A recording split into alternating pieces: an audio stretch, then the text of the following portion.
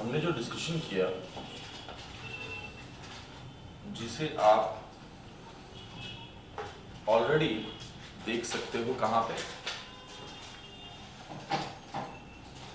YouTube पे, ये पड़ी हुई है स्ट्रक्चर जो हमने बनाई है। इसमें हम लोग बात करते हैं कि जो सरकार है, तो सरकार है दो स्तर पर। भाई अगर हम आर्टिकल 1 की बात करें तो आर्टिकल 1 इंडिया को क्या कहता है? Union of states. और स्टेट का मतलब क्या हुआ? स्टेट यहाँ पे यानी यहाँ पे संप्रभुता हो, जहाँ पे गवर्नमेंट हो, जहाँ पे जनता हो और जहाँ पे सरकार हो। अब स्टेट हमारे यहाँ पे दो प्रकार के हैं, एक तो है स्टेट एज इंडिया और दूसरा है state as states such as UP, Jammu Kashmir, UP, right. तो अब अगर हम इस स्ट्रक्चर को देखने की कोशिश करें तो यहाँ पे सबसे ऊपर सरकार में कौन है? प्रेसिडेंट और वाइस प्रेसिडेंट, और यहाँ पे कौन है? गवर्नर। तो इसके ठीक नीचे यहाँ पे है पीएम, यहाँ पे है सीएम, इसके ठीक नीचे यहाँ पे है सीओएम और यहाँ पे भी है COM, council of minister of state and council of minister of centre, right. और इसके नीचे यहाँ पे आ जाता है अटॉर्नी जनरल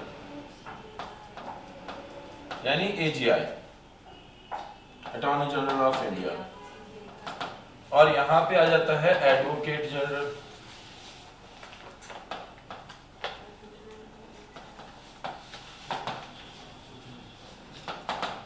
ये है सरकार, राइट।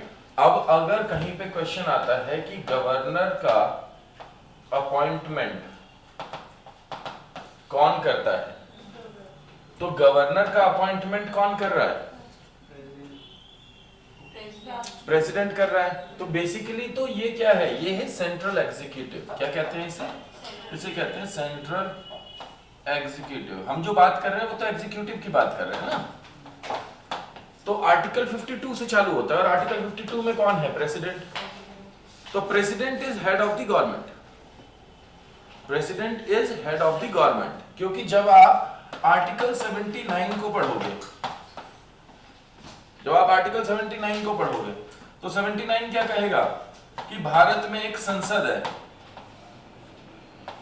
और संसद के 3 अंग हैं, राज्यसभा, लोकसभा और राष्ट्रपति। तो राष्ट्रपति कौन हुआ? हेड ऑफ द एग्जीक्यूटिव हुआ, यानी सरकार हुआ। तो जो प्रधानमंत्री है उसकी नियुक्ति होती है राष्ट्रपति के उद्देश्यों को, राष्ट्रपति की आज्ञाओं को लागू करने के लिए, क्योंकि बिना राष्ट्रपति की इच्छा के और आज्ञा के तो काम हो नहीं सकते, जो कि आप देख सकते हो कहां पे? आर्टिकल 111 में। आर्टिकल 111 क्या कहता है? What does article 111 says? कि राष्ट्रपति जो होगा वो संसद का इंटीग्रल पार्ट होने के नाते उसके पास में किसी कानून को यस या नो करने का अधिकार होगा। आपने अगर एक कानून बनाया, वो पहले लोकसभा में जाएगा, फिर राज्यसभा में, या पहले राज्यसभा में फिर लोकसभा में, और उसके बाद राष्ट्रपति के पास जाएगा। राष्ट्रपति उसे अनुमति दे सकता है और अनुमति नहीं भी दे सकता है, राइट, जिसे आप वीटो में पढ़ते हैं। भारतीय संविधान वीटो की बात नहीं करता, भारतीय संविधान वीटो की बात नहीं करता, क्योंकि राष्ट्रपति को निषेधाधिकार पूर्ण रूप से प्राप्त नहीं है। क्योंकि आर्टिकल 11 क्या कहता है? आर्टिकल 11 कहता है कि राष्ट्रपति के पास कोई कानून पारित होने के लिए जाएगा और राष्ट्रपति को उसे अगर पारित नहीं करना, वो अगर वापस भेजता है, तो संसद में लोकसभा और राज्यसभा चाहे उसे पास करें जो उसमें चेंजेस किए, या फिर उसे ना पास करें जो उसने चेंजेस किए। यानी कि जो विधेयक है उसको उसी रूप में जैसे आया था, या फिर उसमें कुछ चेंजेस करके दोबारा राष्ट्रपति के पास भेजेगी तो राष्ट्रपति नहीं रोक सकता उसे। जहां पे भी वीटो का अधिकार होता है, जैसे कि ब्रिटेन में या फिर यूनाइटेड स्टेट्स ऑफ अमेरिका में, उन जगहों पे वीटो का प्रस्ताव या वीटो का उपयोग डिफरेंट तरीके से होता है। वहां पे अगर राष्ट्रपति ने भी मना कर दिया अगर यूएस में, तो भी कानून पारित नहीं हो सकता। हमारे यहां पे ऐसा नहीं है। तो राष्ट्रपति मर्जी से चलता है संसद के, या ये कह लें कि कहीं ना कहीं संसद, भारत में संसदीय लोकतंत्र है, भारत में राष्ट्रपति लोकतंत्र नहीं है। तो इसलिए संसद यानी कि लोकसभा और राज्यसभा को पहली बार जब पारित किया तो उसमें कुछ कमी देखते हुए राष्ट्रपति दोबारा लौटा सकता है, लेकिन अगर वापस जाता है अगर कोई विधेयक अगर राष्ट्रपति के पास, तो फिर वो दोबारा नहीं लौटा सकता, फिर उसे साइन उस पे करने पड़ेंगे। तो इस तरीके से, लेकिन राष्ट्रपति के साइन तो जरूरी है ना। बिना राष्ट्रपति की आज्ञा के, बिना राष्ट्रपति की इच्छा के कोई कानून लागू नहीं होगा, ये तो बड़ा नियम है। और राष्ट्रपति कौन है?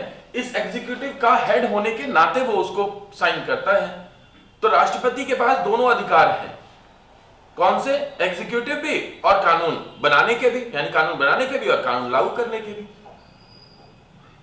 अब क्योंकि वो राष्ट्राध्यक्ष है इसलिए उसके पास 3 अधिकार भी है, यानी जुडिशियल राइट भी होते हैं उसके पास में। क्षमादान का अधिकार आर्टिकल 72 के अंडर में, किसी की भी जो दी गई उसे जो सजा है उसको बढ़ा सकता है, घटा सकता है, कम कर सकता है, ज्यादा कर सकता है, आसान कर सकता है, मुश्किल कर सकता है।